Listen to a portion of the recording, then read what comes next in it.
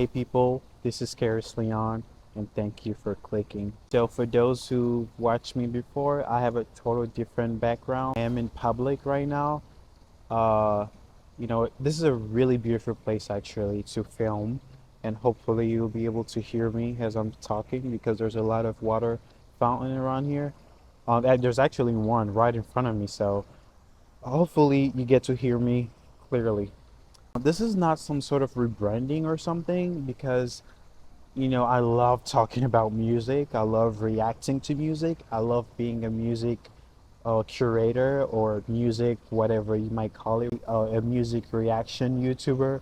I love those things and I love music and I make music and I write music. So I really enjoy talking about music, but I'm getting older. I'm 23, and I've gained a lot of experiences throughout my life, and I'm still growing as a person, as an artist. So I have a lot more to talk about than just music, even though I am still going to be within my niche in a way. But I figured that I have a lot more to talk about. I have a lot more to offer than just reacting to music. With that being said, I am going to be talking a little bit more about life situation and giving advice and learning from you guys and asking questions. My YouTube channel is not just about me telling you what I know, but it's also about me asking you because this is a really beautiful way to educate each other, to learn from each other, to unlearn certain things, certain truth. So I'm really open about all of this, and hopefully you guys get to enjoy this as much as I want to enjoy this. So yes. So without further ado, let's get right into this video. So in today's episode, I really wanted to sort of like, you know, it's actually a question for y'all, for people that might have worked in the music industry or currently works in the music industry or knows somebody who works in the music industry or have parents, siblings that works in the music industry. Oh, the sun. I genuinely want to know if record label people are really greedy or is it's just people, artists that get into the industry not knowing anything. I am an artist myself, and to be honest with you, if I get signed right now, I wouldn't know anything. I mean, I know the basics, like stuff that people would know about the music industry, but knowing the music industry as a whole, you can't. Especially for artists that get into the music industry really young, it's really a lot to learn and a lot to process. So I kind of understand, how a lot of people get into bad contract or end up in bad contracts and stuff like that. But it's not a way to make fun of those people because what I often hear is that, well, you sign up for it, you chose this lifestyle, you did this and that. This is not a, I don't get that. You know what I mean? So you can't learn everything. You can't. So I don't really get that part of, pointing fingers at blaming people for the contracts.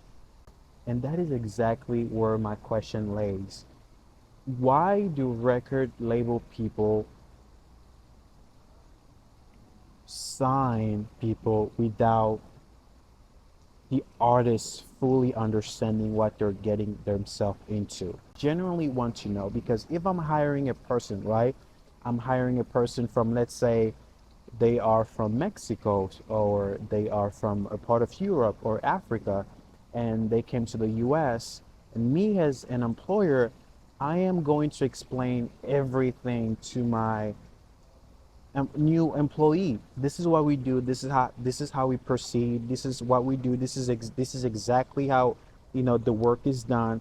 Trying to make try to get that person to understand fully what we do over here, which is something that I don't believe the record label care, or maybe they do, but artists are just so busy and so happy with the money and the advances that they get, butterflies, and they just, I don't know, but I just feel like a record label don't really do that because what's the point of signing a great artist if you're gonna sabotage their career?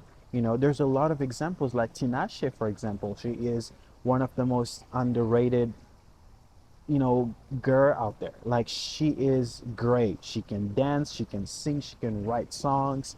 You know, Iggy Azalea, you know, she has a lot of talent.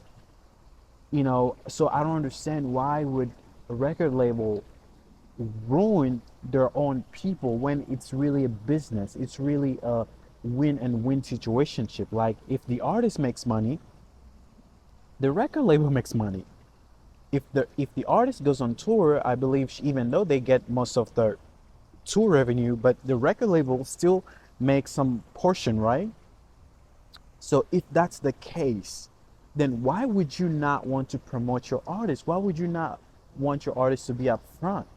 I really don't get that. So this is the reason why I came on here to really ask for those who know, for those who, you know the answer, who have a better understanding of the music industry, to because I actually read a book that Asher's mom recommended.